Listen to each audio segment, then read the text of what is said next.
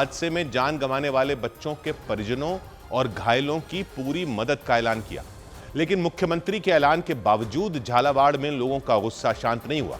सरकारी स्कूल के मलबे में दबकर 7 बच्चों की मौत होने के बाद मानो पूरा झालावाड़ गुस्से की आग में जल उठा। गुस्साए लोगों ने पिपलोदी गांव के नजदीक गुराड़ी चौराहे पर सड़क जाम कर धरना देने की कोशिश की, लेकिन पुलिस वालों ने उन्हें वहां से खदेड़ दिया। इसके बाद भड़के हुए लोग पुलिस वालों से भिड़ गए। गांव के लोगों ने इस हादसे के लिए प्रशासन पर लापरवाही का आरोप लगाया। लोगों ने आरोपियों के खिलाफ एक्शन लेने के साथ हादसे में मरने वाले बच्चों के परिवार वालों के लिए मुआवजे की मांग की। लेकिन धरना प्रदर्शन के दौरान माहौल बिगड़ गया। धरना दे रहे लोगों और पुलिस वालों के बीच झड़प हो गई। गांव के लोगों ने पुलिस वालों को दौड़ा दिया। पुलिस वाले जान बचाने के लिए वहां से भाग गए। गुस्साए लोगों ने पुलिस की गाड़ियों पर पथराव किया। जिस गली की तरफ पुलिस वाले अपनी गाड़ी छोड़कर भागे थे, उसी तरफ कुछ लड़के पथराव करते दिखे। हालांकि थोड़ी देर बाद पुलिस की टीम लाठियां भांजते हुए लौटी और पथराव और हंगामा कर रहे लोगों को खदेड़ना शुरू कर दिया। पुलिस की टीम गुराड़ी चौराहे पर उस जगह पहुंच गई जहां गांव के कुछ लोग धरने पर बैठे थे। पुलिस ने उन्हें समझाने और उनसे धरना खत्म कर देने की अपील की। सरकारी स्कूल के मलबे में दबकर बच्चों की मौत पर झालावाड़ जिला अस्पताल के बाहर भी बवाल हुआ। अस्पताल के बाहर कुछ लोग इकट्ठा हुए और पुलिस प्रशासन के खिलाफ गुस्सा निकाला। पुलिस आप जाओ यहाँ से, आप जाओ यहाँ से, मत दिखो, आप तो मुसीबत कर रहे हो। हालांकि थोड़ी देर बाद वहां पर मौजूद पुलिस वालों ने सभी लोगों को वहां से जबरन उठा दिया और गाड़ियों में बैठाकर थाने ले गए। हालांकि बाद में खबर आई कि पुलिस ने अस्पताल के बाहर से हिरासत में लिए गए सभी प्रदर्शनकारियों को छोड़ दिया। सरकारी स्कूल की छत गिरने से हुई बच्चों की मौत पर मानो पूरा झालावाड़ धधक उठा। हादसा उस वक्त हुआ जब मनोहर थाना क्षेत्र के पिपलोदी गांव के सरकारी स्कूल में बच्चे सुबह की प्रार्थना के लिए एक जगह इकट्ठे हुए थे। हादसे में घायल स्कूल के एक कर्मचारी के मुताबिक सुबह के वक्त बारिश हो रही थी। इसकी वजह से स्कूल की पुरानी इमारत की छत भरभरा कर गिर गई और बच्चे मलबे में दब गए। हादसे के बाद पूरे गांव में हाहाकार मच गया और गांव के लोग चीखते चिल्लाते हुए सरकारी स्कूल की तरफ दौड़ पड़े। स्कूल की इमारत गिरने के बाद अफरा तफरी मच गई। लोगों ने बिना वक्त गंवाए मलबा हटाकर बच्चों को निकालने की कोशिश शुरू कर दी। कोई वहां इकट्ठा मिट्टी को हटाता दिखा तो किसी ने ईंटों को हटाकर उसके नीचे दबे बच्चों को निकालने की कोशिश की। चीख पुकार के बीच कुछ महिलाएं वहां बुरी तरह रोती बिलखती दिखी। वहां पहुंचे कुछ लोग इस बात पर गुस्सा निकालते दिखे कि हादसे में स्कूल के स्टाफ के किसी व्यक्ति या टीचर को कोई नुकसान क्यों नहीं हुआ। थोड़ी देर बाद मिट्टी खोदने वाली एक मशीन मंगवाई गई और मलबा हटाने का काम शुरू कर दिया गया। मलबे के नीचे से निकाले गए घायल बच्चों को बिना वक्त गंवाए अस्पताल भेजा गया। हादसे में घायल स्कूल के एक कर्मचारी ने बताया कि जो इमारत गिरी वो काफी पुरानी हो चुकी थी।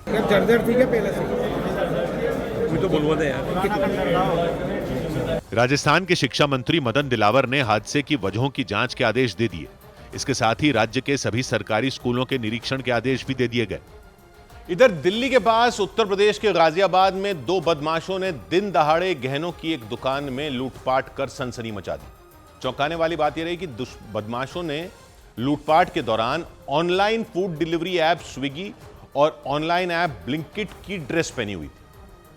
पुलिस के मुताबिक सिर्फ 6 मिनट के अंदर दोनों बदमाश गहनों की दुकान से 20 किलो चांदी, 125 ग्राम सोना और 20,000 रुपए लेकर भाग निकले। पुलिस के मुताबिक लूट की घटना दोपहर करीब 3:30 बजे हुई। दावा किया गया कि दोनों बदमाश बाइक से दुकान के बाहर पहुंचे थे और फिर सिर पर हेलमेट लगाए दोनों बदमाश गहनों की दुकान के अंदर घुस गए। एक बदमाश online food delivery app Swiggy की ड्रेस में नजर आया, जबकि दूसरे बदमाश ने ऑनलाइन ऐप ब्लिंकिट की ड्रेस पहन रखी थी। दुकान में पहुंचते ही एक बदमाश ने वहां मौजूद एक कर्मचारी पर पिस्तौल तान दी और उसे बार बार गोली मारने की धमकी देनी शुरू कर दी।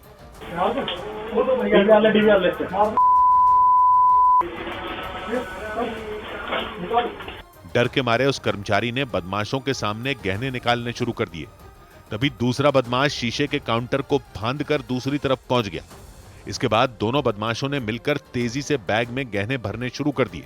बीच बीच में वो कर्मचारी को गोली मारने की धमकी देने के साथ उससे गाली गलौज भी करते रहे।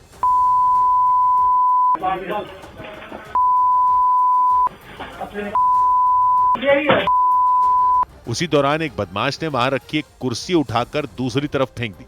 इसके बाद वो बदमाश दुकान के काउंटर को खंगालने में जुट गया। वो काउंटर से सोना और चांदी निकालता रहा, जबकि उसका साथी सोने चांदी को तेजी से बैग में भरने में जुटा रहा और उसके बाद दोनों वहां से फरार हो गए। पुलिस के मुताबिक गहनों की दुकान में लूट की यह घटना गाजियाबाद के ब्रिज विहार इलाके में हुई। जिस जगह घटना हुई वहां से पुलिस स्टेशन की दूरी सिर्फ 200 मीटर है, लेकिन इसके बाद भी बेखौफ बदमाशों ने दोपहर के वक्त गहनों की दुकान में लूटपाट की। पुलिस के मुताबिक दोनों बदमाश पूरी तैयारी के साथ गहनों की दुकान में लूटपाट करने आए थे। दोनों ने न सिर्फ ऑनलाइन डिलीवरी ऐप की ड्रेस पहन रखी थी, बल्कि वो घटना के दौरान लगातार हेलमेट भी पहने रहे ताकि किसी भी तरह उनकी पहचान ना हो सके। दुकान में लूटपाट करने के दौरान दोनों बदमाशों के पास पिस्तौल नजर आई। पिस्तौल दिखाकर वो बार बार दुकान के कर्मचारी को गहने निकालने के लिए कहते रहे और नहीं निकालने पर उसे गोली मारने की धमकी देते रहे।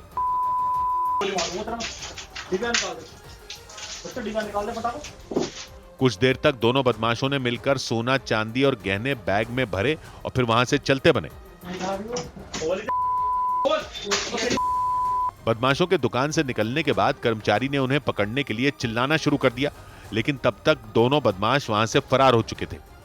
दिन दहाड़े गहनों की दुकान में लूटपाट की इस घटना के बाद पूरे इलाके में सनसनी मच गई।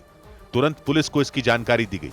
हथियार दिखा के करीब 20 किलो चांदी और 125 ग्राम सोना ये लूट के चले गए। पुलिस ने इस मामले में केस दर्ज कर जांच शुरू कर दी।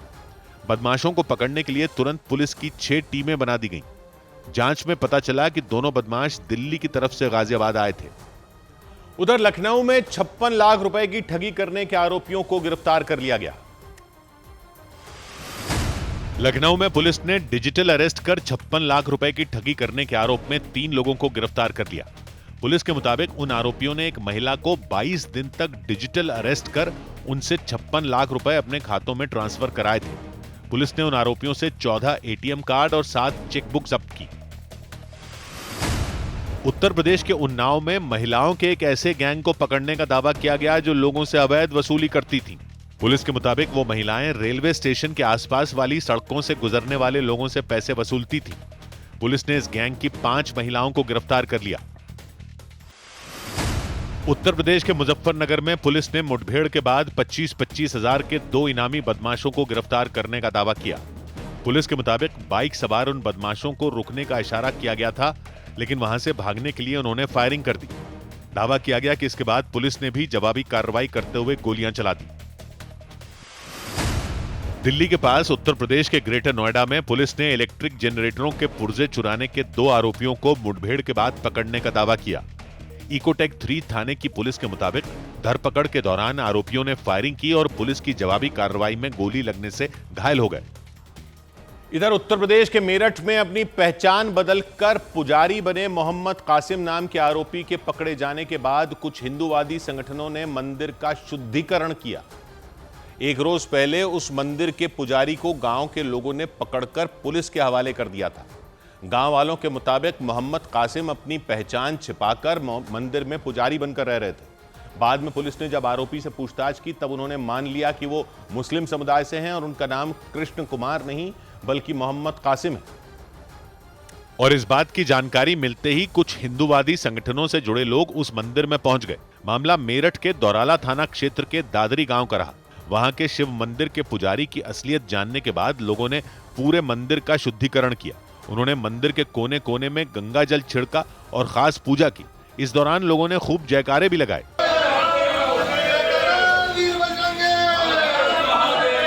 इस बीच पुलिस ने शिव मंदिर के पुजारी के खिलाफ कार्रवाई भी शुरू कर दी। गांव के लोगों ने उन्हें एक रोज पहले पुलिस के हवाले कर दिया था। पुलिस ने अभियुक्त को गिरफ्तार किया है और उस पे जो फर्जी आईडी है वो भी बरामद हुई है। गांव वालों के मुताबिक कुछ दिन पहले मंदिर के दान पात्र को लेकर हुए विवाद के दौरान उन्हें पुजारी कृष्ण कुमार पर शक हुआ था। बाद में जब आरोपी को थाने लाया गया और पुलिस ने सख्ती से पूछताछ की तो उन्होंने मान लिया कि वो हिंदू नहीं बल्कि मुस्लिम है। जानकारी के मुताबिक शिव मंदिर में पुजारी बनकर रहने के आरोप में पकड़े गए मोहम्मद कासिम एक मौलवी के बेटे हैं और बिहार के सीतामढ़ी के रहने वाले हैं। उधर देश भर में धर्मांतरण कराने के आरोप में हो रही गिरफ्तारियों के बीच ऐसा ही एक मामला उत्तर प्रदेश के बिजनौर से भी सामने आया। वहां हिंदूवादी संगठनों से जुड़े कुछ लोगों ने आरोप लगाया कि आरिफ नाम के एक लड़के ने हिंदू समुदाय की एक लड़की को अपने जाल में फंसाकर उससे शादी की। आरोप तो यह भी लगाया गया कि आरिफ उस लड़की को विदेश ले जाने की फिराक में था।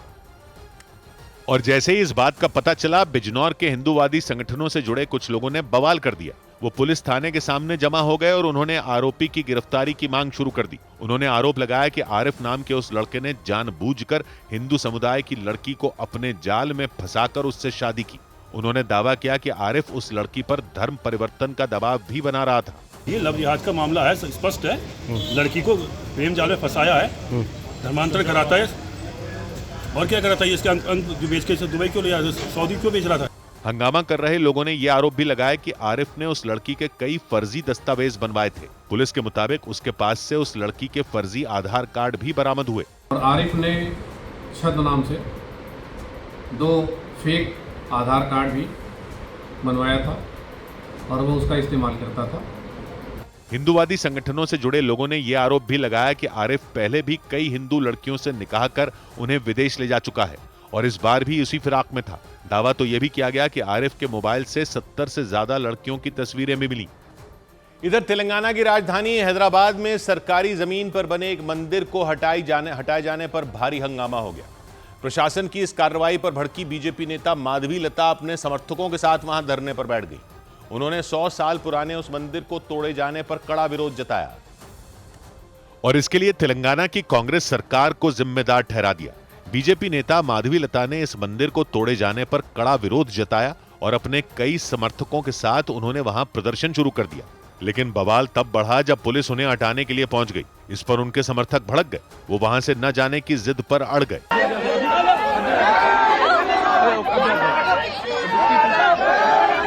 बीजेपी के मुताबिक भले ही यह मंदिर सरकारी जमीन पर बना था, लेकिन 100 साल पुराना यह मंदिर वहां के लोगों की आस्था का केंद्र था, इसलिए उस पर बुलडोजर नहीं चलाना चाहिए था। आधी रात 3 बजे को तोड़ डाले, मंदिर को कुचल कुचल कर दिया है। मंदिर को माता रानी की मूर्ति को उठा के फेंक दिए। पार्टी के कार्यकर्ताओं ने इस मुद्दे पर राज्य भर में प्रदर्शन शुरू करने की चेतावनी भी दी। हालांकि पुलिस ने अपनी कार्रवाई जारी रखी। उसने धरने पर बैठी बीजेपी नेता माधवी लता समेत दूसरे लोगों को एक-एक कर उठाया और अपनी गाड़ी में ले जाकर बैठा दिया। हालांकि मंदिर तोड़े जाने के बाद पूरे इलाके में तनाव की स्थिति बन गई। इसे देखते हुए वहां कई जवान तैनात कर दिए गए ताकि कोई हंगामा ना हो। उधर दिल्ली के पास उत्तर प्रदेश के गाजियाबाद में ग्रोसरी डिलीवर करने वाले एक शख्स को परेशान करने वाले हिंदूवादी संगठन से जुड़े मनोज वर्मा नाम के एक आदमी पर पुलिस ने एक्शन ले लिया। पुलिस के मुताबिक मनोज वर्मा नाम के आरोपी ने ग्रोसरी डिलीवर करने वाली कंपनी ब्लिंकिट के एक कर्मचारी को रोककर उनसे बदतमीजी की थी। मनोज वर्मा ने उसे सिर्फ इसलिए रोक लिया था क्योंकि वो किसी को चिकन डिलीवर करने जा रहा था और पुलिस ने बाकायदा मनोज वर्मा का वीडियो जारी कर इस बात का सबूत भी दिया। कच्चा नॉन वेज है और क्या है? और शैम्पू ले सामान है और केले किसके लिए लाया है? ये प्रतिष्ठा ऑर्डर करा था। तुम्हारा नाम क्या? रोलू राजपूत। हाँ, रोलू राजपूत। रोलू राजपूत। क्या तुम हिंदुओं का काम कर रहे हो तो शर्म नहीं आ रही? ये वीडियो किसी और ने नहीं बल्कि खुद मनोज वर्मा ने ही बनवाया था। वो इसमें खुद को बजरंग दल का कार्यकर्ता बताते हुए नजर आए। इस दौरान उन्होंने ब्लिंकिट के कर्मचारी को तो रोका ही, साथ ही उसे धमकाकर उस महिला से भी बात की जिन्होंने ऑनलाइन चिकन ऑर्डर किया था। मंगलवार भी है, सावन चलने हम तो कोई ये रोक रहे हैं मैम,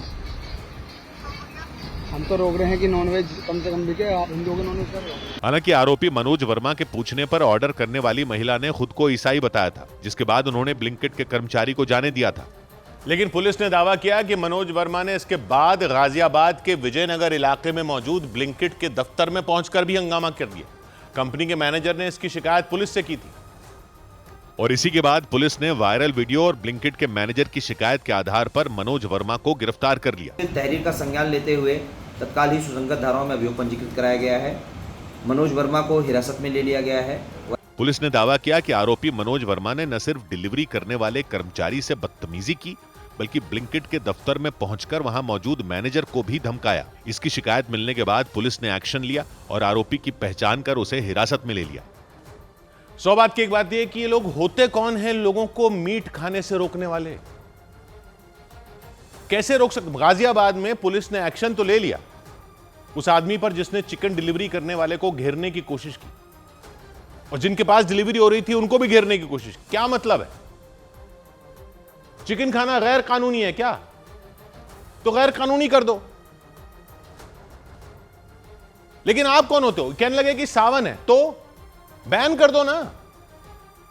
पूछने लगे कि हिंदू होकर मंगलवार को सावन में चिकन कैसे खा सकते हो? कौन होते पूछने वाले? पहली बात तो आप होते कौन हो? दूसरी बात पता कर लो, हिंदू होने का इससे कोई मतलब नहीं है।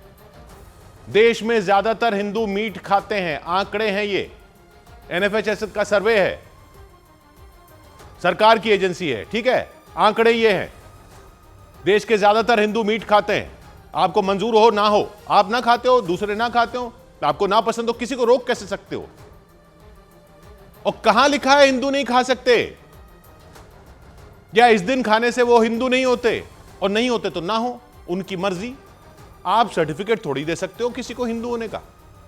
और अगर ऐसा करके नेता बनने की सोच रहे हो तो एक बार ऐसा करना, अगले साल बंगाल में चुनाव है, वहां जाकर बोलना कि इस दिन मीट नहीं खाना, उस दिन मीट नहीं खाना। नवरात्रि पर ही देख लेना वहां पर, और बोलना उन लोगों को कि आप हिंदू नहीं हो। क्या खाना है, क्या पहनना है, ये सब कंट्रोल करना है तो कानून बना दो। ये कानून बना दो कि ये नहीं खा सकते, उस दिन नहीं खा सकते, उस दिन नहीं खा सकते। क्योंकि संविधान तो आजादी देता है और आपको यह सब करने की आजादी नहीं देता है। पुलिस ऐसे लोगों को भी सबक जरा ढंग से सिखाए, उसी ढंग से सिखाए जिसके लिए यूपी पुलिस आजकल जानी जाती है। 100 बात की एक बात। इधर दिल्ली पुलिस ने एक बड़े इंटरनेशनल ड्रग्स नेटवर्क के भंडाफोड़ करने का दावा किया। दिल्ली पुलिस ने एक बड़े इंटरनेशनल ड्रग्स नेटवर्क का पर्दाफाश करने का दावा किया। पुलिस ने 100 करोड़ के ड्रग्स बरामद करने का दावा किया और पुलिस के मुताबिक यह नेटवर्क एक फूड डिलीवरी ऐप की तरह ड्रग्स की होम डिलीवरी कर रहा था। उत्तर प्रदेश के आगरा में एक दर्दनाक सड़क हादसे में एक बच्चे समेत 2 महिलाओं की जान चली गई। वो लोग एक ऑटो रिक्शा में सवार थे, लेकिन सड़क से गुजरने के दौरान एक गाड़ी ने उसमें जोरदार टक्कर मार दी। उत्तर प्रदेश के प्रयागराज में अवैध निर्माण के खिलाफ प्रयागराज विकास प्राधिकरण ने बड़ी कार्रवाई की। झूसी इलाके में बुलडोजर चलवाकर करीब 60 बीघा जमीन को भूमाफिया के कब्जे से छुड़वाने का दावा किया गया। प्रयागराज विकास प्राधिकरण के अधिकारियों के मुताबिक वहां अवैध तरीके से फर्जी दस्तावेजों के जरिए जमीनें बेची जा रही थीं। उत्तर प्रदेश के हरदोई में नदी के बीच बने एक टापू पर एक मगरमच्छ के दिखने से हड़कंप मच गया। इसकी खबर लगते ही बड़ी संख्या में गांव के लोग उसे देखने के लिए नदी किनारे पहुंच गए। उधर उत्तर प्रदेश की महिला कल्याण एवं बाल विकास राज्य मंत्री प्रतिभा शुक्ला कानपुर देहात की अकबरपुर कोतवाली में धरने पर बैठ गई। वो अपने कार्यकर्ताओं के खिलाफ SC/ST एक्ट के तहत मुकदमा दर्ज किए जाने से नाराज थी। उन्होंने मुकदमा लिखने वाले इंस्पेक्टर पर झूठा केस दर्ज करने का आरोप लगाया। कोतवाली में अपने कार्यकर्ताओं के साथ प्रतिभा शुक्ला करीब 6 घंटे तक रही। उन्होंने SP से फोन पर बातचीत की और आरोपी इंस्पेक्टर को तुरंत सस्पेंड करने की मांग की। इस दौरान कोतवाली में मौजूद पुलिस वाले उन्हें मनाने और धरना खत्म करवाने की कोशिश करते रहे।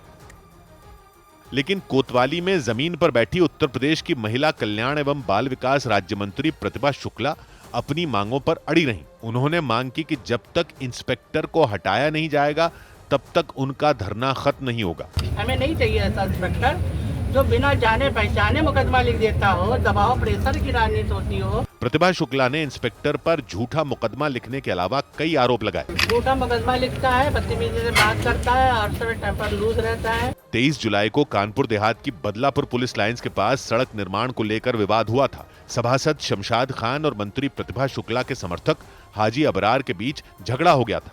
मामला थाने तक पहुंच गया और पुलिस ने सभासद शमशाद खान के खिलाफ केस दर्ज कर लिया। लेकिन अगले ही दिन एक दलित महिला ने हाजी अबरार समेत मंत्री के 5 समर्थकों पर SC/ST एक्ट के तहत मामला दर्ज करवा दिया। और जैसे ही इस बात की जानकारी मंत्री प्रतिभा शुक्ला को लगी, वो कोतवाली पहुंच गई और धरना दे दिया।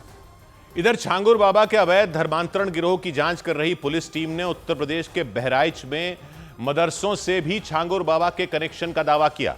इसी साल 28 अप्रैल को नेपाल की सीमा के नजदीक बहराइच जिले में 4 मदरसों को सील कर दिया गया था। पुलिस सूत्रों के मुताबिक वो सभी मदरसे छांगुर बाबा के धर्मांतरण गिरोह से जुड़े हुए थे। सूत्रों ने बताया कि नेपाल की सीमा के नजदीक मौजूद उन मदरसों में धर्मांतरण गिरोह के सदस्यों को ठहराया जाता था। यानी सूत्रों के मुताबिक वो मदरसे छांगुर बाबा के धर्मांतरण गिरोह का सुरक्षित ठिकाना बन चुके थे।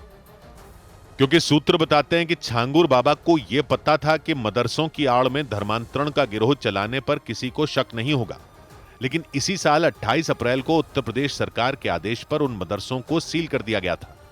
बहराइच प्रशासन की निगरानी में कुछ मदरसों पर तो बुलडोजर भी चलवाए गए थे। प्रशासन के मुताबिक उन मदरसों का निर्माण नेपाल बॉर्डर के नजदीक करीब 15 किलोमीटर के दायरे में करवाया गया था, जो नियमों के खिलाफ था, और इसीलिए उन पर बुलडोजर एक्शन लिया गया था। सूत्रों के मुताबिक बहराइच में उत्तर प्रदेश सरकार की उस कार्रवाई से छांगुर बाबा का धर्मांतरण गिरोह बौखला गया था, क्योंकि सूत्र बताते हैं कि उन मदरसों का इस्तेमाल ये गिरोह किसी सेफ हाउस की तरह करता था।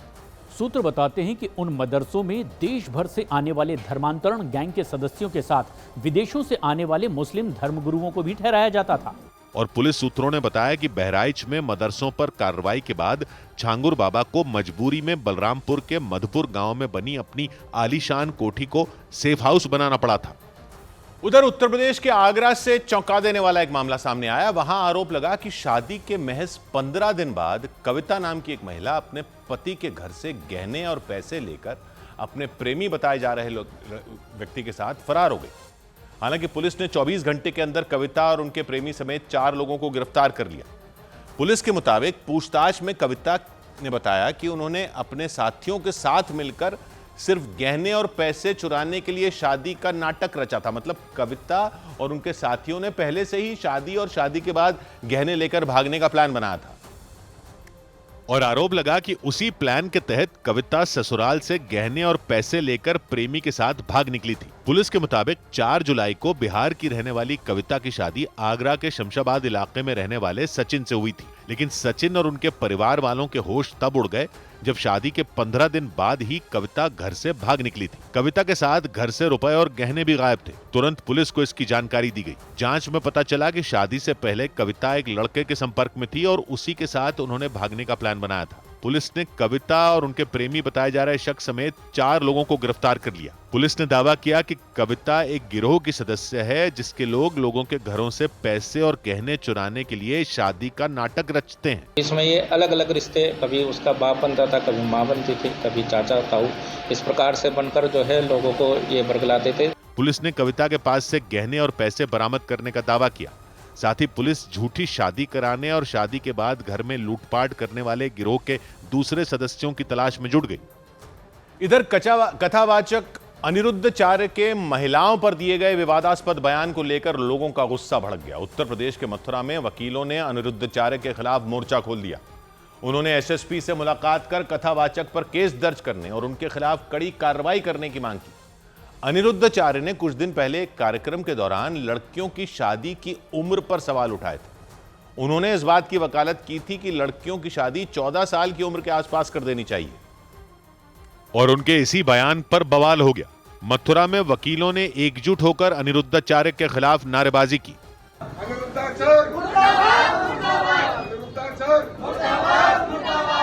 कथावाचक अनिरुद्धाचार्य पर लोगों का गुस्सा इसलिए भड़का क्योंकि उन्होंने महिलाओं के खिलाफ विवादास्पद टिप्पणी कर दी थी। और 14 साल की कोई लड़की आपके घर दुल्हन बन के आ जाएगी तो उस समय तो वो बच्ची होगी, आप उस परिवार को अपना मान लेगी। लड़कियां लाते हैं 25 साल की, अब 25 साल की लड़की 4 जगह वो मुंह मार चुकी होती है। वो 25 साल की जब तक आती है तो पूरी जवान होके आती है। जवानी कहीं ना कहीं तो वो उसकी जवानी फिसल जाएगी। मथुरा में नाराज वकीलों ने एसएसपी को लिखित शिकायत दी। उन्होंने अनिरुद्धाचार्य के खिलाफ एफआईआर दर्ज करने की मांग की। हमने कप्तान को लेटर दिया है, महिलाओं ने मिलकर हम ये चाहते हैं उनके साथ सख्त से सख्त कार्रवाई की चाहिए। वकीलों ने चेतावनी दी कि अगर अनिरुद्धाचार्य के खिलाफ जल्द एक्शन नहीं लिया गया तो वो सड़क पर उतरकर प्रदर्शन करेंगे। सौभाग्य की एक बात यह कि ये कथावाचक अनिरुद्धाचार्य कह क्या रहे हैं? कह रहे हैं कि लड़कियों की बचपन में शादी करवा दो।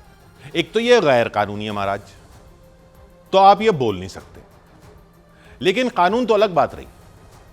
आप ये क्या कह रहे हो कि लड़कियां कई जगह मुंह मारकर आती हैं शादी करने, कई जगह मुंह मारकर आती हैं शादी करने। मुंह मारकर आती हैं मतलब ये क्या भाषा है? कथावाचक ऐसे बोलेंगे? आपको इतने लोग सुनते हैं, इतने लोग आपको फॉलो करते हैं, कथा सुनते हैं आपसे, ये सिखा रहे हो आप समाज को? और लड़कियां क्या कोई सामान है? कह रहे हो लड़कियां 12, 13, 14 साल की उम्र में ब्याह कर लाओगे तो परिवार की हो जाएंगी, नहीं तो 25, 26 साल की उम्र में ब्याह करोगे तो मुंह मार कर आई होती हैं। किस तरह की सोच है ये? हमारी पौराणिक कथाओं में, आप कथा सुनाते हो ना, कथाओं में तो ऐसी सोच नहीं थी। कथावाचक में कैसे है? मुंह मार कर आती हैं। कहना क्या चाह रहे हो? लड़की का कोई सामान है, सामान ले रहे हैं कोई, कि ऐसा नहीं ऐसा लेना है, ऐसा लोगे तो ठीक रहेगा। और बता ही रहे हो तो यह भी बता दो कि ये जिसको आप मुंह मारना कह रहे हो वो किसके साथ होता है? उन लड़कों में कुछ नहीं दिखता आपको? लड़के क्या सामान के खरीदार हैं? शादी कोई सामान लेना होता है लड़की को परिवार में लाना? जो आप बता रहे हो कि वो ऐसी होनी चाहिए, वैसी नहीं होनी चाहिए, लड़का कैसा भी हो। महाराज आपको इतने लोग सुनने आते हैं, जिम्मेदारी समझिए। ये कानूनी कार्रवाई की जो वकील मांग कर रहे हैं वो तो अलग बात है। सदियों के समाज सुधार के बाद तो थोड़ा सा ये कांटा आगे बढ़ा है इस दृष्टि से, थोड़ा सा आगे बढ़ा भी समाज। ये कहां कौन से जमाने की सोच में ले जा रहे हैं उन लोगों को? कथावाचकों के विचारों की शुद्धता के बारे में कोई ऐसे ही शब्द इस्तेमाल कर दे तो कथावाचकों का भी ऐसा ही टेस्ट करा दे कि ऐसे होने चाहिए वैसे नहीं होने चाहिए। 100 बात की एक बात। उधर अश्लील कंटेंट प्रसारित करने वाले कई ओटीटी प्लेटफॉर्म पर पाबंदी लगा दी गई। केंद्र सरकार ने अश्लील कंटेंट प्रसारित करने के आरोप में उल्लू, ऑलटीटी और देसी फ्लिक्स समेत 25 ओटीटी प्लेटफॉर्म पर बैन लगा दिया। सरकार के मुताबिक ये सभी ओटीटी प्लेटफॉर्म एंटरटेनमेंट के नाम पर लोगों के सामने अश्लील और आपत्तिजनक वीडियो पेश कर रहे थे। इससे पहले मार्च 2024 में सरकार ने 18 ओटीटी प्लेटफॉर्म पर बैन लगाया था। सुप्रीम कोर्ट ने 1984 के सिख दंगा केस में 11 में 3 मामलों की कार्यवाही पर रोक लगाए जाने के हाईकोर्ट के फैसले पर नाराजगी जताई। अदालत ने हाईकोर्ट को निर्देश दिया कि वो बारी बारी से इन मामलों की सुनवाई कर जल्द से जल्द फैसला सुनाए। उत्तर प्रदेश के शामली में पुलिस ने मुठभेड़ के दौरान 2 बदमाशों को गिरफ्तार करने का दावा किया। वो बावरिया नाम के गिरोह के सदस्य बताए गए। झंझाना थाने की पुलिस ने बताया कि पकड़े गए बदमाशों पर लूटपाट के कई मामले दर्ज हैं। एक पर तो 25,000 रुपए का इनाम भी था। लखनऊ पुलिस ने शराब की तस्करी करने वाले एक गिरोह का पर्दाफाश करने का दावा करते हुए 2 आरोपियों को गिरफ्तार कर लिया। पकड़े गए आरोपी माल ढोने वाली एक गाड़ी में शराब छिपाकर ले जा रहे थे, लेकिन पीजीआई थाने की पुलिस ने उन्हें दबोच लिया। इधर मुंबई के नजदीक महाराष्ट्र के वसई में 12वीं मंजिल से गिरकर 4 साल की एक बच्ची की दर्दनाक मौत हो गई। घटना को जिसने भी देखा उसका दिल दहल गया। हादसा उस बच्ची की मां के सामने ही हुआ, लेकिन वो अपनी बच्ची को बचा नहीं पाई, क्योंकि जब उन्होंने पीछे मुड़कर देखा तो उनकी बच्ची खिड़की से गिर चुकी थी। महिला ने तुरंत खिड़की से हाथ बाहर निकालकर अपनी बच्ची को बचाना भी चाहा। उन्होंने उसके पैर पकड़ने की कोशिश की ताकि वो उसे बचा सकें, लेकिन बच्ची खिड़की के सहारे बैठने की कोशिश करने के दौरान पीछे की तरफ इतनी तेजी से गिरी कि उसकी मां को उसे बचाने का मौका तक नहीं मिला। इससे पहले वो बच्ची अपनी मां के साथ फ्लैट से बाहर निकली। उसकी मां ने उसे बाहर रखी अलमारी के ऊपर बैठा दिया ताकि वो इधर उधर न जा सके। उसे बैठाने के बाद वो चप्पल पहनने लग गई और उनका ध्यान बच्ची से हट गया। इतनी देर में वो बच्ची अलमारी के किनारे खिड़की के नजदीक चली गई। इसके बाद उसका संतुलन बिगड़ा और वो नीचे गिर गई। बच्ची के नीचे गिरते ही उसकी मां का रो रो कर बुरा हाल हो गया।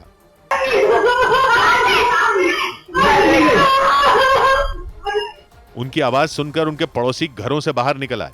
लोगों को पहले यह समझ ही नहीं आया कि वहां हुआ क्या। फिर जब महिला ने पूरी बात बताई तो उनके पांव तले जमीन खिसक गई। कुछ लोग तुरंत सीढ़ियों से नीचे की तरफ भागे, लेकिन 12वीं मंजिल से नीचे पहुंचने में उन्हें काफी वक्त लग गया। उधर उत्तर प्रदेश के अयोध्या में एक बुजुर्ग महिला को सड़क के किनारे फेंके जाने का झकझोर देने वाला मामला सामने आया। आरोप लगा कि बीमार बुजुर्ग को रात के वक्त उनके जानने वाले ही वहां छोड़कर चले गए। वो उनके परिवार वाले थे या रिश्तेदार, इस बात का पता नहीं चल सका। हालांकि बाद में सुबह होने पर महिला को अस्पताल में भर्ती करवाया गया, लेकिन उन्होंने वहां दम तोड़ दिया।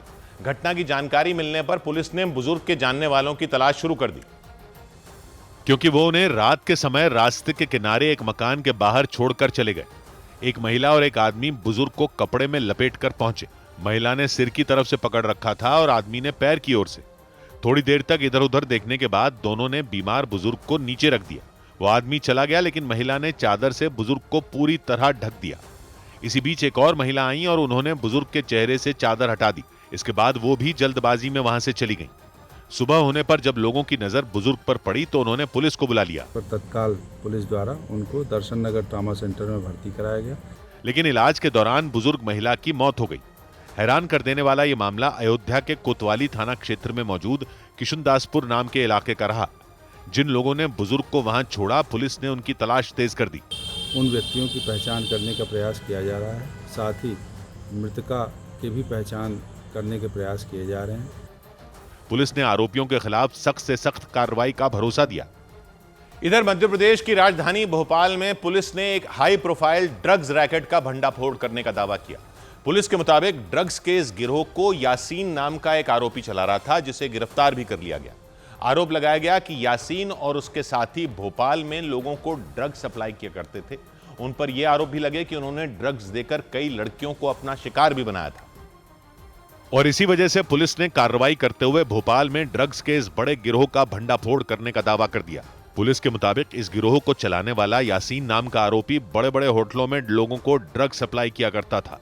पुलिस को यासीन के मोबाइल से कई वीडियो भी मिले, जिनमें कई लड़कियां पब और बियर बार में डांस करती नजर आईं। इसके अलावा कई लोगों को डराते धमकाते हुए भी वीडियो बनाए गए थे, जो यासीन के मोबाइल से मिले। यूज के लिए था वो एक आरोपी से 1 ग्राम और दूसरे आरोपी से 2 ग्राम वीडियो मिला। एक आरोपी से पिस्टल भी हम लोगों ने बरामद की। पुलिस सूत्रों ने दावा किया कि यासीन लंबे वक्त से पुलिस के रडार पर था। आशंका जताई गई कि भोपाल में ही 2 अगस्त को एक बड़ी पार्टी होने वाली थी, जिसमें ड्रग्स परोसे जाने का अनुमान था। हालांकि इससे पहले ही पुलिस ने यासीन को दबोच लिया और उसके पास से ड्रग्स भी बरामद करने का दावा किया। उधर छत्तीसगढ़ के बलरामपुर में गलत स्पेलिंग लिखने वाले टीचरों के खिलाफ एक्शन की तैयारी शुरू हो गई। बलरामपुर के एक सरकारी स्कूल के टीचरों से जब 11 और 19 की स्पेलिंग लिखवाई गई तो वो लिख ही नहीं पाए, उन्होंने गलत स्पेलिंग लिख दी। इसके अलावा वो देश के शिक्षा मंत्री और छत्तीसगढ़ के मुख्यमंत्री तक का नाम नहीं बता पाए। इसके बाद उस स्कूल में पढ़ने वाले छात्रों के भविष्य को लेकर सवाल खड़े किए गए, क्योंकि वहां के टीचर 11 और 19 की सही स्पेलिंग तक नहीं लिख पाए। उन्होंने ऐसी स्पेलिंग लिख दी जिसे पढ़कर कोई कुछ समझ ही नहीं पाए। इसके बाद उनसे छत्तीसगढ़ के मुख्यमंत्री का नाम भी पूछा गया, लेकिन वो उसका भी जवाब नहीं दे पाए। हमारे देश के शिक्षा मंत्री का नाम, मुख्यमंत्री का नाम सर। हैरानी तो तब हुई जब उन्होंने इस बात को मान लिया कि उनमें शिक्षा की कमी है। अपनी गलती को स्वीकारते हैं सर कि आपको शिक्षा का अभाव है। इसके बाद एक और टीचर से स्पेलिंग लिखवाई गई, लेकिन उन्होंने भी 11 और 19 की गलत स्पेलिंग ही लिखी। इसे लेकर उस स्कूल के प्रिंसिपल से बात की गई। चौंकाने वाली बात यह रही कि वो भी देश के शिक्षा मंत्री का नाम नहीं बता पाए। शिक्षा मंत्री का नाम क्या है? श्री नरेंद्र मोदी सर। ओ हमारे देश के शिक्षा मंत्री का नाम क्या है? सर आप शिक्षा विभाग से हैं, आपको पता होना चाहिए कि हमारे देश का शिक्षा मंत्री कौन है। भूल गए, सभी आदमी भूल गए। इसके बाद जब जिला शिक्षा अधिकारी से सवाल किया गया तो वो सवाल को टालते दिखे। शिक्षक सर वहाँ 11 का स्पेलिंग नहीं जान रहा, देश के प्रधानमंत्री। चलिए ठीक है, मैं जांच करा के कार्रवाई करूंगा। सरकारी स्कूल का ये मामला सामने आने के बाद शिक्षा विभाग में हड़कंप मच गया।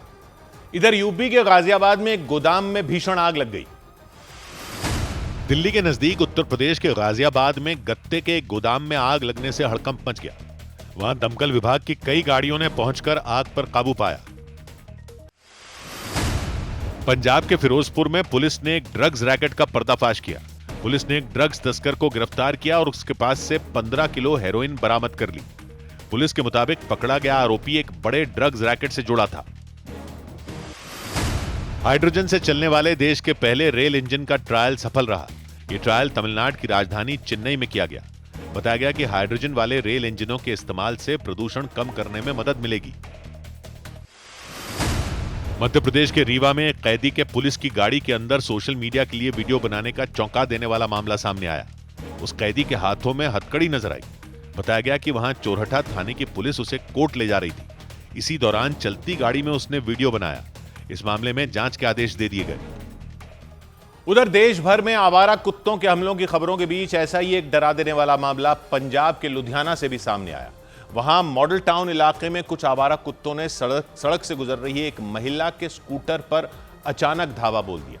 अचानक कुत्तों के पीछे दौड़ने से वो महिला घबरा गई और उनका स्कूटर पास खड़ी एक कार से जा टकराया। और वो महिलाएं उस कार से टकराते हुए सीधे जमीन पर जाकर गिरी। इस दौरान स्कूटर चलाने वाली महिला और उनके पीछे बैठी दूसरी महिला दोनों बुरी तरह घायल हो गईं। साफ दिखा कि कम से कम 3 से 4 आवारा कुत्तों ने उनकी गाड़ी के पीछे ऐसी दौड़ लगाई कि उनका बैलेंस बिगड़ गया और वो कार से जा भिड़ी।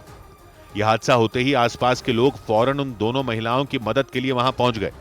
उन्होंने उन दोनों महिलाओं को उठाया और उनके स्कूटर को सड़क के किनारे खड़ा किया। लुधियाना के मॉडल टाउन इलाके के लोगों ने दावा किया कि वहां आवारा कुत्ते इससे पहले भी कई बार सड़क से गुजरते लोगों को अपना शिकार बना चुके हैं। इसकी वजह से कई लोग तो बुरी तरह घायल तक हो चुके हैं। लोगों ने दावा किया कि आवारा कुत्तों के डर से उन्होंने अपने बच्चों का घर से निकलना भी बंद कर दिया। ਅਸੀਂ ਘਰੋਂ ਬੱਚੇ ਕੋਈ ਸਮਾਨ ਲੈਣ ਵੀ ਭੇਜਦੇ ਆ ਤੇ ਸਾਨੂੰ ਡਰ ਲੱਗਦਾ ਹੈ ਕਿ ਕਿਤੇ ਬੱਚਿਆਂ ਦੇ ਮਗਰ ਕੁੱਤੇ ਪੈ ਨਾ ਜਾਣ। आवारा कुत्तों की वजह से परेशान मॉडल टाउन इलाके के लोगों ने यह भी आरोप लगाया कि इसकी शिकायत नगर निगम के अधिकारियों से कई बार की गई, लेकिन इसका कोई खास असर नहीं हुआ। इधर उड़ीसा में वन विभाग के अधिकारी के ठिकानों पर हुई छापेमारी में करीब 1.5 करोड़ रुपए कैश मिलने से हड़कंप मच गया। इतना ही नहीं, नकदी के अलावा सोने के बिस्किट और सिक्के भी बरामद हुए। उड़ीसा के कोरापुट जिले में तैनात रामचंद्र नेपाक नाम के अधिकारी के खिलाफ कार्रवाई हुई। विजिलेंस की टीम ने आय से अधिक संपत्ति के मामले में एक्शन लिया और अधिकारी के 6 ठिकानों पर रेड डाल दी। और इस दौरान इतने बड़े पैमाने पर कैश मिला कि विजिलेंस टीम के अधिकारियों का भी सिर चकरा गया। जब्त की गई नोटों की गड्डियां एक टेबल पर बिछा दी गईं। उनमें ज्यादातर 500 के नोटों की गड्डियां नजर आईं। उनके अलावा 200 और 100 के नोटों के भी कई बंडल दिखाई दिए। यही नहीं, नोटों से भरी एक तिजोरी भी बरामद की गई। इस रकम को गिनने के लिए अधिकारियों को मशीन मंगवानी पड़ गई, क्योंकि वहां एक ही कमरे के अंदर इतना सारा कैश रखा हुआ था जितना कोई आम आदमी शायद अपनी पूरी जिंदगी में भी न कमा पाए। वो नकदी ओडिशा के कोरापुट जिले में वन विभाग के डिप्टी रेंजर रामचंद्र नेपाक के ठिकाने से पकड़ी गई। आय से ज्यादा संपत्ति के आरोप में उनके खिलाफ कार्रवाई हुई। विजिलेंस टीम ने बताया कि रामचंद्र नेपाक के 6 ठिकानों पर छापा मारा गया और इसमें 1 करोड़ 40 लाख रुपयों से ज्यादा कैश बरामद किया गया। इसके अलावा करीब 1 किलो सोना और 3 किलो चांदी भी जब्त की गई। उधर मध्य प्रदेश के इंदौर में रहने वाले राजा रघुवंशी की हत्या के करीब 2 महीने बाद उनके भाई ने मेघालय की राजधानी शिलोंग जाकर पूजा पाठ करवाया। मई महीने में हनीमून के लिए शिलोंग गए राजा रघुवंशी की हत्या कर दी गई थी। राजा की जान लेने के आरोप में उनकी पत्नी सोनम के प्रेमी राज समेत कई लोगों पर पहले ही पुलिस का शिकंजा कस चुका है। लेकिन इसी बीच राजा रघुवंशी के बड़े भाई विपिन रघुवंशी ने अपने भाई की आत्मा की शांति के लिए पूजा पाठ करवाया। इसके लिए वो शिलोंग में उस जगह पर पहुंचे जहां 2 जून को राजा रघुवंशी का शव मिला था। विपिन अपने साथ एक पुजारी को ले गए। पुजारी ने मंत्रों के साथ राजा रघुवंशी के लिए हवन किया। इंदौर के कारोबारी राजा रघुवंशी 21 मई को अपनी पत्नी सोनम के साथ हनीमून के लिए शिलोंग गए थे, लेकिन कुछ दिन बाद ही वहां उनका शव मिला था। इस जगह पे कहीं ना कहीं रहेगा, आत्मा भटक रही है, तो मैं चाहता था उसकी आत्मा को शांति मिले, इसके लिए यहाँ पे आके मैंने पूजा पाठ कराई। मैंने राजा रघुवंशी के मर्डर का आरोप उनकी पत्नी सोनम पर लगा था। पुलिस के मुताबिक सोनम ने अपने प्रेमी राज कुशवाहा और उसके दोस्तों के साथ मिलकर राजा की जान ले ली थी। पुलिस इस मामले में सोनम और राज समेत कई आरोपियों को जेल भेज चुकी है। इधर छत्तीसगढ़ के दंतेवाड़ा में कई इनामी नक्सलियों ने हथियार डाल दिए। छत्तीसगढ़ के दंतेवाड़ा में सरकार की तरफ से चलाए जा रहे पुनर्वास से पुनर्जीवन अभियान से प्रभावित होकर 15 नक्सलियों ने सुरक्षा बल के सामने सरेंडर कर दिया। आत्मसमर्पण करने वाले 15 नक्सलियों में 5 पर 17 लाख रुपए का इनाम था। छत्तीसगढ़ के बस्तर में 2 करोड़ 54 लाख रुपए के 66 इनामी नक्सलियों ने पुलिस के सामने सरेंडर कर दिया। उनमें 25 लाख रुपए के इनामी नक्सली रामन्ना इरप्पा उर्फ जगदीश ने भी आत्मसमर्पण किया। सुरक्षा बल के मुताबिक सरेंडर करने वाले ये नक्सली बीजापुर, कांकेर, नारायणपुर और सुकमा के साथ कई दूसरे जिलों में सक्रिय थे। केरल के कन्नूर में पुलिस ने 2011 के सौम्या रेप और हत्याकांड के आरोपी गोविंद चामी को जेल से फरार होने के कुछ ही घंटों बाद दबोच लिया। 2012 में उसे फांसी की सजा सुनाई गई थी, लेकिन बाद में उसे आजीवन कारावास में बदल दिया गया था। गोविंद चामी को कन्नूर की सेंट्रल जेल में रखा गया था। मणिपुर में लागू राष्ट्रपति शासन 6 महीने के लिए बढ़ा दिया गया। राज्य में लंबे समय से जारी अशांति और प्रशासनिक अस्थिरता की वजह से केंद्र सरकार ने यह फैसला लिया। राज्य के मुख्यमंत्री एन बीरेन सिंह के इस्तीफे के बाद केंद्र सरकार ने 13 फरवरी को मणिपुर में राष्ट्रपति शासन लागू किया था। उधर हिमाचल प्रदेश के चंबा में पहाड़ों से पत्थर गिरने की वजह से कई रास्ते बंद हो गए। इसके अलावा लगातार बारिश के बाद वहां के कई बरसाती नाले भी उफान पर आ गए, जिसकी वजह से लोगों को मजबूरी में उसी उफनते नाले से होकर गुजरना पड़ा। सुबह के वक्त कुछ छात्राओं को स्कूल जाना था, लेकिन तेज बहाव की वजह से उनका उस नाले को पार करना मुश्किल हो गया और इसीलिए कुछ लोगों ने उन्हें अपने कंधे पर लटकाया और वो नाला पार किया। इस दौरान वो संभल कर चलते नजर आए, क्योंकि अगर गलती से भी उनका पैर फिसल जाता तो वो उस नाले में बह जाते। उस नाले के किनारे पर 3 छात्राएं खड़ी नजर आईं।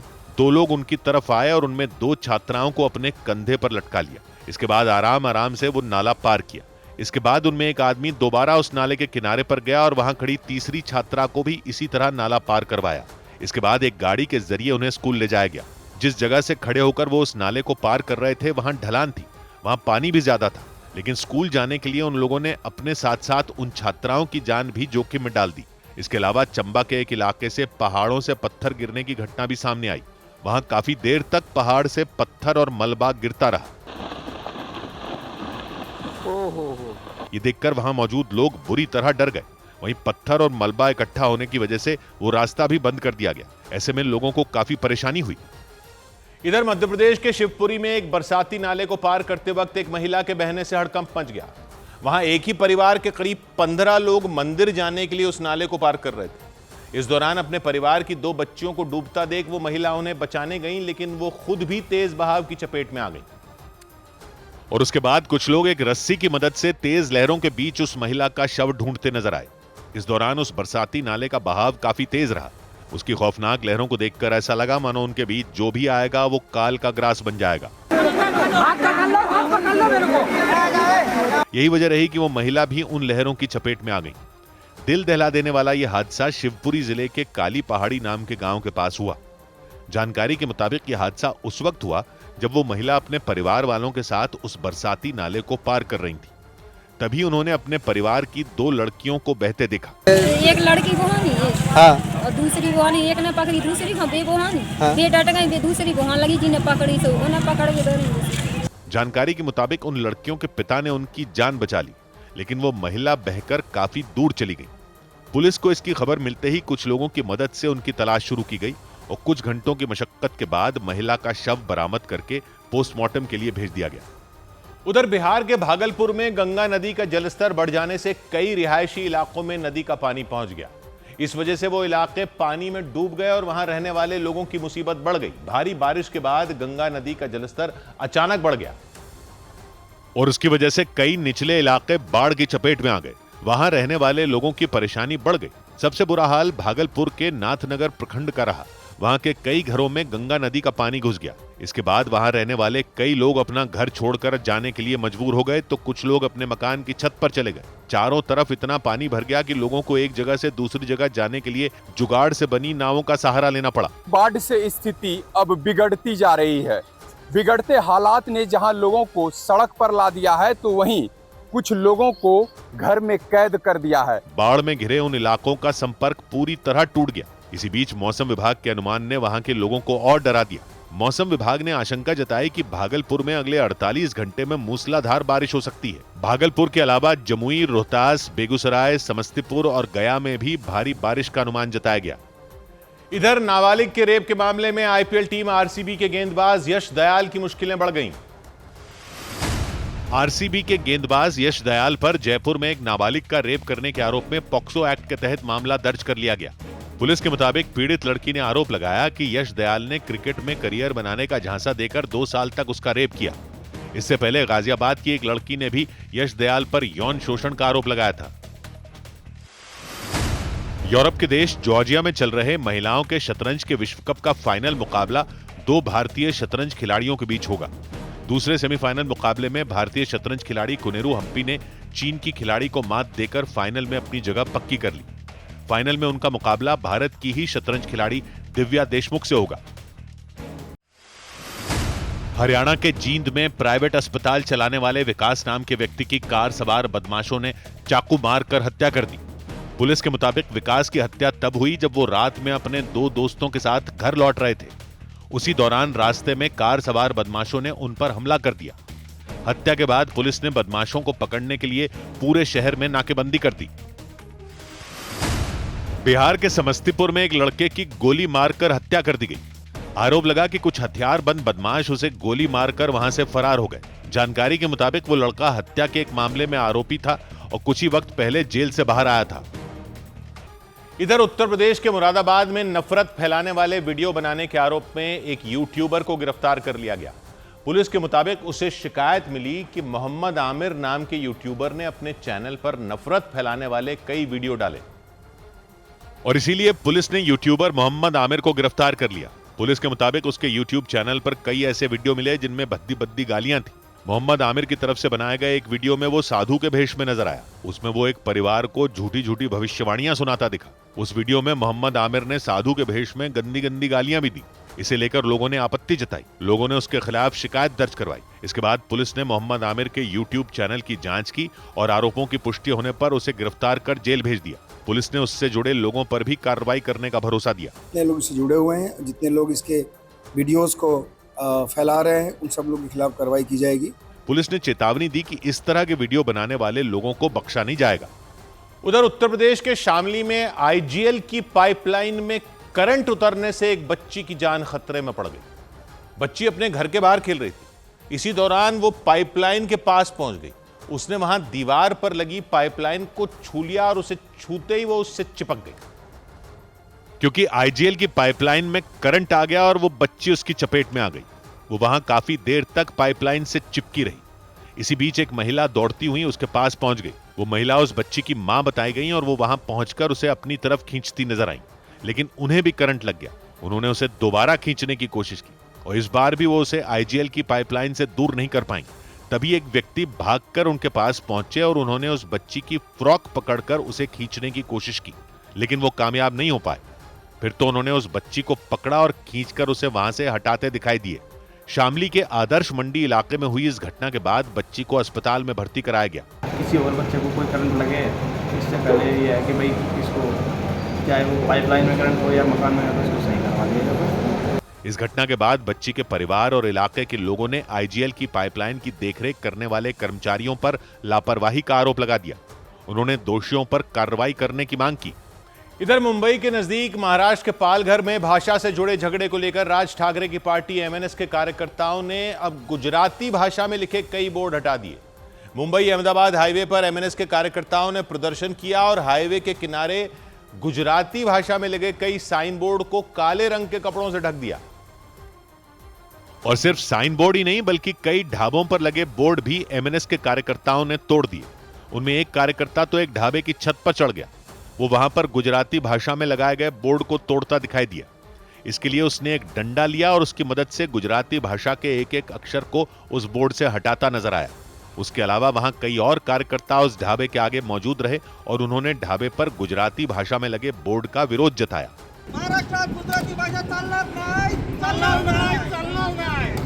वहां राज ठाकरे की पार्टी एमएनएस के कार्यकर्ताओं ने जमकर नारेबाजी की।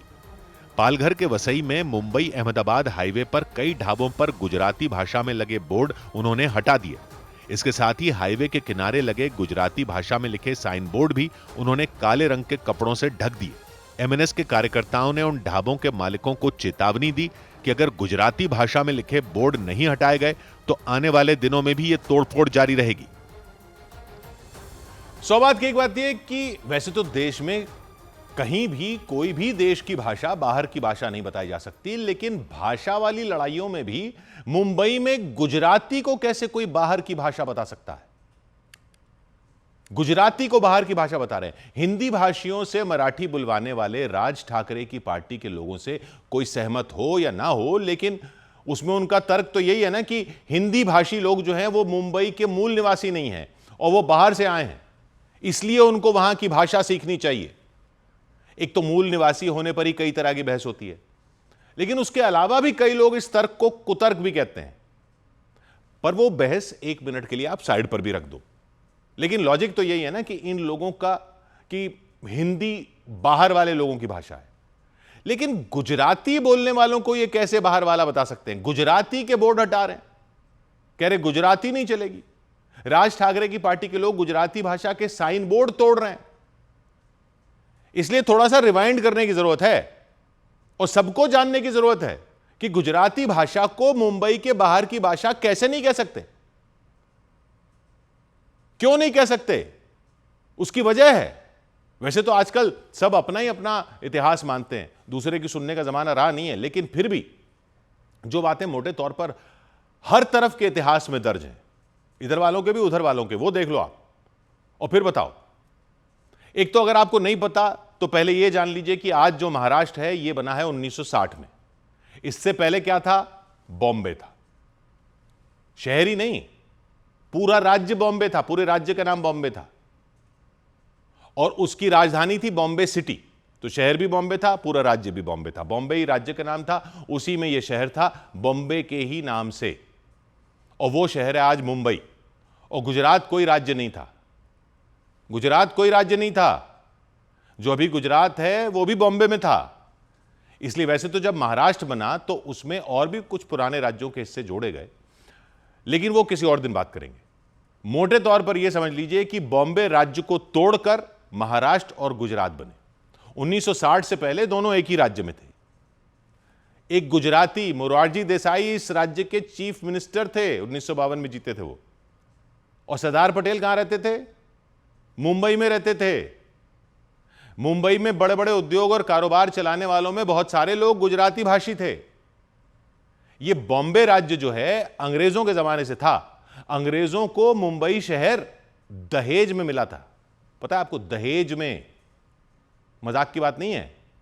अंग्रेजों के टाइम में तो सिंध भी बॉम्बे का हिस्सा था, लेकिन सिंध तो आजादी से काफी पहले अलग हो गया था। और खैर बंटवारे में सिंध तो चला गया पाकिस्तान में, उसको छोड़ो आप। लेकिन मुगलों के टाइम में आपको पता है होगा, यूरोप से व्यापार करने के लिए कई देशों के व्यापारी आ रहे थे समुद्र के रास्ते। फिर व्यापार के नाम पर आकर ये इधर एशिया के देशों पर कब्जा कर रहे थे। अंग्रेज भी भारत व्यापारी बनकर आए थे, सुना होगा आपने, ईस्ट इंडिया कंपनी बनकर आपको आए थे, आपको मालूम होगा। तो अंग्रेज जो समुद्र के रास्ते से आए थे तो कहां आए थे सबसे पहले? मुंबई में नहीं, क्योंकि मुंबई तो कोई बंदरगाह ही नहीं थी तब। तो फिर कहां आए थे? गोवा में आए थे ना। गोवा में तो पुर्तगाली आए थे, पुर्तगाल से आए थे गोवा में। पुर्तगालियों ने कब्जा कर लिया था गोवा पर। अंग्रेज ईस्ट इंडिया कंपनी सबसे पहले आई थी सूरत में। मुंबई शहर जहां है अभी ये असल में 7 टापू थे गुजरात सल्तनत में। जी, गुजरात एक सल्तनत थी, गुजरात का एक सुल्तान हुआ करता था। तो पुर्तगालियों ने गुजरात सल्तनत के साथ एक संधि की और 1534 में ये 7 टापू अपने कंट्रोल में ले लिए पुर्तगालियों ने। और इन टापुओं पर कौन रहता था? कहते हैं कि मछुआरों के कोली समुदाय के लोग यहां रहते थे। जहां आज का कोलाबा है ना, वो भी कोली समुदाय के नाम पर है, कोलाबा। तो कोली समुदाय के लोग रहते थे इन टापुओं पर और वो मुंबा देवी की पूजा करते थे, ये कहते हैं। इसलिए कहते हैं कि ये नाम मुंबई ओरिजिनल नाम है। चलिए वो छोड़िए। जबकि पुर्तगालियों ने नाम दिया था बॉम्बे। मोटी बात यह है कि मछुआरों के गांव थे जिन पर पुर्तगाल का कब्जा हो गया था। फिर 1661 में पुर्तगाल के राजा की बेटी की शादी हुई इंग्लैंड के राजा से, इंग्लैंड के किंग चार्ल्स से। उस टाइम के इंग्लैंड के राजा का नाम भी चार्ल्स था, चार्ल्स द्वितीय। ये राजाओं के नाम वही वही चलते आते रहते हैं, प्रथम, द्वितीय, तृतीय। तो ये थे king Charles the second, king Charles the second. और पुर्तगाल ने दहेज में दे दिया बॉम्बे अंग्रेजों को। राजा से शादी की, राजा की बेटी की, पुर्तगाल के राजा की बेटी की, अंग्रेज राजा से शादी हुई, दहेज में बॉम्बे दे दिया। तो दहेज में मिले ये टापू, राजा ने दहेज में मिले बॉम्बे को दे दिया ईस्ट इंडिया कंपनी को किराए पर, 10 पाउंड के किराए पर सालाना। पूरी मुंबई का साल का किराया था 10 पाउंड। क्यों? क्योंकि यहां कोई शहर तो था ही नहीं, छोटे टापू थे मछुआरों के। वो ईस्ट इंडिया कंपनी ने 7 टापुओं को फिर शहर बनाना शुरू किया और सूरत से अपने कारोबार को यहां लेकर आए। तब जाकर बॉम्बे बसना शुरू हुआ और व्यापार और कारोबार के मौके बने। तो कौन बसना शुरू हुए? गुजरात से लोग आकर बसना शुरू हुए। गुजराती मुस्लिम समुदायों के लोग आए, बोहरे आए, बोहरा समुदाय के, खोजा समुदाय के आए, मेमन समुदाय के आए। ईरान से पारसी भी पहले गुजरात आए थे, वो भी मुंबई आना शुरू हुए। आसपास के मराठी भाषी इलाकों से भी लोग आए, कोंकणी तो वहां की भाषा थी ही। तो खैर फास्ट फॉरवर्ड करके आ जाते हैं 1947 में, देश आजाद हुआ। उसके बाद यह हुआ कि अब देश के राज्य जो हैं उनको भाषा के आधार पर बांटा जाएगा। 1956 में 1956 में देश के राज्य नए सिरे से बनाए गए, अंग्रेजों के टाइम से अलग, अब भाषा के हिसाब से। बाकी राज्य तो भाषा के हिसाब से बंट गए, लेकिन अंग्रेजों के छोड़े हुए बॉम्बे राज्य का मसला फंस गया, क्योंकि यह मोटे तौर पर 2 भाषाओं का राज्य था, मराठी गुजराती, दोनों भाषा के लोग ज्यादा थे। मराठी भाषियों ने आंदोलन किया कि जहां मराठी बोलने वाले ज्यादा हैं वो महाराष्ट्र बना दो उस इलाके को, और राजधानी मुंबई होगी। गुजराती भाषियों का आंदोलन था कि जहां गुजराती बोलने वाले ज्यादा हैं वहां गुजरात बना दो और राजधानी मुंबई होगी। उनको भी चाहिए थी। उनका कहना था गुजरातियों का सारा उद्योग कारोबारी मुंबई में। एक अनुमान यह था कि लगभग 43% मुंबई के लोग मराठी भाषी थे, यानी उनका बहुमत नहीं था, आधे से कम थे, और गुजराती भाषी 20 से 25% थे, बाकी लोग अन्य भाषाएं बोलने वाले थे। तो एक तीसरे विकल्प की बात हुई, जिसके समर्थक बताते हैं कि पंडित नेहरू भी थे, कि न गुजरात में न महाराष्ट्र में, मुंबई बना दो एक केंद्र शासित प्रदेश, यूनियन टेरिटरी। जैसे पंजाब और हरियाणा को जब बांटा, वो भी बटे थे, तो चंडीगढ़ को किसी को नहीं दिया और यूनियन टेरिटरी बना दिया। वही फॉर्मूला पहले मुंबई के लिए भी सुझाया गया था। उसमें तर्क यह था कि मराठी, गुजराती, कोंकणी और कच्छी यहां पर लोग बोलते हैं और पूरे देश की आर्थिक राजधानी है, पूरे देश की, और दिल्ली से कम अहमियत नहीं है इसकी। दिल्ली पॉलिटिकल राजधानी, वो आर्थिक राजधानी, इसको केंद्र सरकार के अंडर ही रहने दो। 1952 में चीफ मिनिस्टर ही राज्य के गुजराती बने थे, मोरारजी देसाई।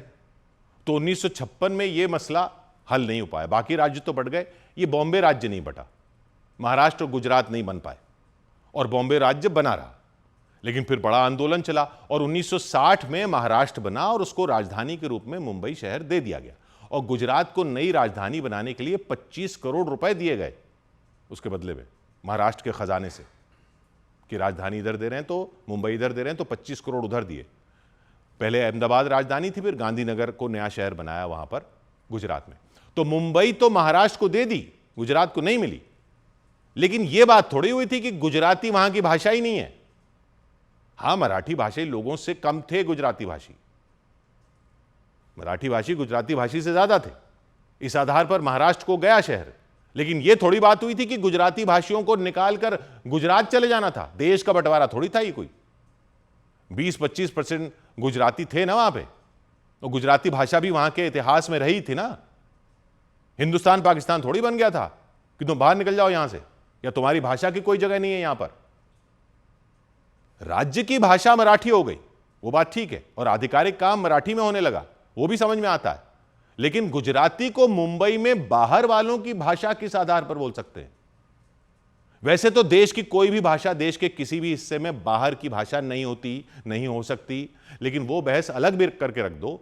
अगर एक बार कोई ये मान भी लें कि हिंदी बोलने वालों का विरोध राज ठाकरे की पार्टी के लोग इस आधार पर कर रहे हैं कि वो लोग बाहर से आकर बसे हैं, तो गुजरातियों को ये थोड़ी बोल सकते हो कि वो बाहर से आकर बसे हैं। ऐसे गुजराती का विरोध फिर किस आधार पर कर रहे हो? मुंबई के इतने बड़े झंडा बरदार हैं आप, तो शहर का इतिहास तो जानते होंगे। 100 बात की एक बात। इधर दिल्ली में पुलिस ने नकली नोट सप्लाई करने वाले कई आरोपियों को गिरफ्तार कर लिया। दिल्ली में पुलिस ने नकली नोट सप्लाई करने के आरोप में 5 लोगों को गिरफ्तार कर लिया। पुलिस के मुताबिक बिहार के सिवान से नकली नोटों की सप्लाई की जा रही थी। पुलिस ने 4 लाख रुपए से ज्यादा के नकली नोटों के साथ 10 पिस्तौल और जिंदा कारतूस जब्त करने का दावा किया। फ्रांस ने फिलिस्तीन को एक राष्ट्र के रूप में मान्यता देने की घोषणा कर दी। फ्रांस के राष्ट्रपति इमैनुअल मैक्रों ने ऐलान किया कि उनका देश सितंबर में संयुक्त राष्ट्र महासभा में फिलिस्तीन को एक राष्ट्र के रूप में मान्यता देगा। कमजोर ग्लोबल संकेतों की वजह से भारतीय शेयर बाजार में चौतरफा बिकवाली रही। सेंसेक्स 721 अंक गिर गया तो निफ्टी लुढ़ककर 24,837 के स्तर पर आ गया। ब्रॉडर मार्केट में भी भारी बिकवाली देखी गई। सभी सेक्टोरल इंडेक्स लाल निशान पर बंद हुए। सबसे ज्यादा गिरावट आईटी, पावर और ऑयल एंड गैस सेक्टर के शेयरों में रही। इस दौरान निवेशकों की संपत्ति करीब 6,50,000 करोड़ रुपए डूब गई। उधर बड़ी खबर आई थाईलैंड और कंबोडिया में बढ़े टकराव से जुड़ी खबर है। दोनों देशों में चल रही लड़ाई के बीच ये मामला संयुक्त राष्ट्र तक पहुंच गया। संयुक्त राष्ट्र सुरक्षा परिषद में इमरजेंसी बैठक बुला ली गई ताकि एक दूसरे के खून के प्यासे बन चुके कंबोडिया और थाईलैंड को वक्त रहते रोका जा सके, क्योंकि आशंका जताई गई कि सीमा विवाद को लेकर भड़की थाईलैंड और कंबोडिया की लड़ाई किसी भी वक्त युद्ध में बदल सकती है। यानी गाजा में चल रही जंग के बीच एशिया में एक और युद्ध शुरू हो सकता है। ऐसा इसलिए क्योंकि कंबोडिया और थाईलैंड की फौज ने एक दूसरे के इलाकों पर भीषण बमबारी कर दी और इस सबके बीच थाईलैंड के प्रधानमंत्री ने युद्ध की चेतावनी देकर खलबली मचा दी। उन्होंने दो टूक कह दिया कि अगर कंबोडिया ने थाईलैंड पर गोलाबारी नहीं रोकी तो किसी भी वक्त दोनों देशों में जंग छिड़ सकती है। ये चेतावनी ऐसे समय में दी गई जब कंबोडिया और थाईलैंड की सेनाएं एक दूसरे के इलाकों पर जारी हमलों में कोई ढील नहीं दे रही। सीमा विवाद को लेकर भिड़े दोनों ही पड़ोसियों को भारी नुकसान उठाना पड़ा। न्यूज एजेंसी रॉयटर्स के मुताबिक कंबोडिया के रॉकेट और ड्रोन हमलों की चपेट में आने से थाईलैंड में 16 लोगों की मौत हो चुकी है और इसीलिए थाईलैंड की फौज भी अपने विरोधी को दहलाने का कोई मौका नहीं चूक रही। थाईलैंड की तोपें आग उगलती नजर आईं। थाईलैंड की ताबड़तोड़ बमबारी से कंबोडिया के अलग अलग इलाकों में दहशत फैल गई क्योंकि थाईलैंड ने अपनी कई तोपों को एक साथ हमले के लिए उतार दिया। हालांकि कंबोडिया भी जवाब देने में कोई कोर कसर नहीं छोड़ रहा। उसने थाईलैंड के एक गांव में इतना ज्यादा बारूद बरसाया कि वहां अफरा तफरी मच गई। लोग चीखने चिल्लाने लग गए।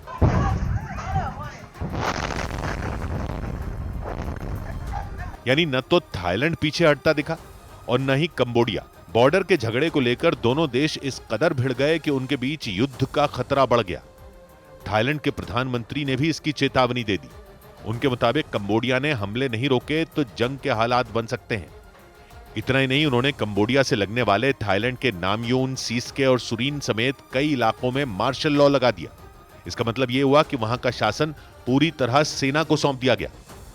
इधर दिल्ली पुलिस ने एटीएम से कैश लूटने के आरोप में 2 लोगों को पकड़ लिया। दिल्ली में पुलिस ने एटीएम से कैश लूटने के आरोप में 2 लोगों को मुठभेड़ के दौरान गिरफ्तार करने का दावा किया। पुलिस के मुताबिक वो दोनों लोग कुछ समय पहले पश्चिम बंगाल के सिलीगुड़ी में एक एटीएम से कैश लूटकर फरार हो गए थे। ऑपरेशन सिंदूर पर संसद के दोनों सदनों में 16-16 घंटे चर्चा होगी। चर्चा की शुरुआत 28 जुलाई को लोकसभा में की जाएगी, जबकि 29 जुलाई को राज्यसभा में बहस होगी। सूत्रों के मुताबिक ऑपरेशन सिंदूर पर प्रधानमंत्री नरेंद्र मोदी भी संसद में जवाब दे सकते हैं। विपक्षी दलों ने ऑपरेशन सिंदूर पर स्पेशल चर्चा की मांग की थी। बिहार के मधुबनी में कुछ डकैतों ने एक व्यवसायी के घर से लाखों की लूटपाट की और उन पर हमला करके उन्हें बुरी तरह घायल कर दिया। जानकारी के मुताबिक उन डकैतों ने फायरिंग भी की, जिसकी वजह से उनमें एक की मौत हो गई। सूचना मिलने पर पुलिस ने शव को कब्जे में लेकर इस मामले की छानबीन शुरू कर दी।